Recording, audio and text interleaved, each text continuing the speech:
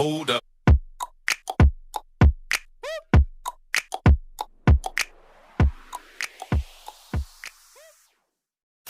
Bray Wyatt was shockingly released from the WWE on July 31, 2021, ending his 12-year tenure with the company after being off TV for months. Various reports about why Bray Wyatt was let go have popped up ever since, ranging from budget cuts to disagreements about WWE's creative process.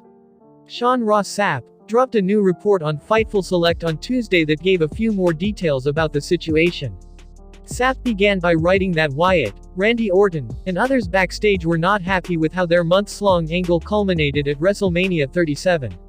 Their match, which saw Bray Wyatt revert back to his classic Fiend look after his body had been burned alive at TLC the year previous, ended with Alexa Bliss debuting own demonic character, and distracting the Fiend long enough for Orton to hit a single RKO and pick up a quick pinfall victory.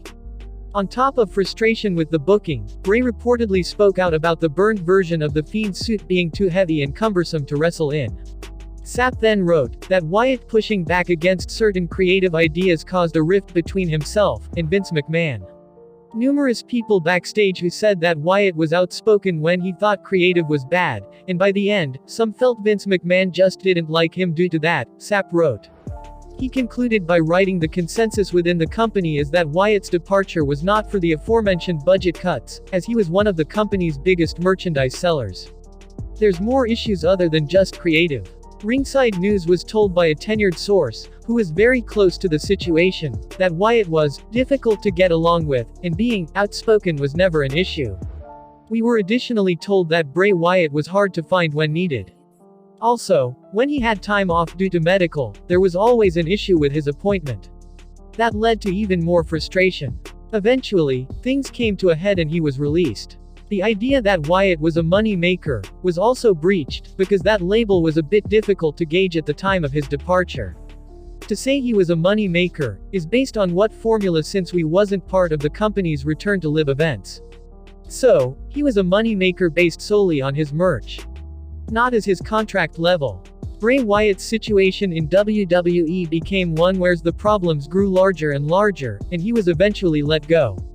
His name and likeness was attached to many ongoing WWE projects, and third-party partners of the company were a bit taken back that he was released. This situation seemed to be one that mounted until a difficult decision was finally made. Bray Wyatt's might tell all in a shoot interview someday, and let his side of the story out. At this point, the whole pro wrestling world is waiting for that to happen. The 90-day no-compete clause in Wyatt's contract over last week, and he has since changed his online name to his real first name, Wyndham. The former WWE champion has mostly kept quiet on social media beyond the occasional tease, consistently indicating that he'll still be in the wrestling business going forward.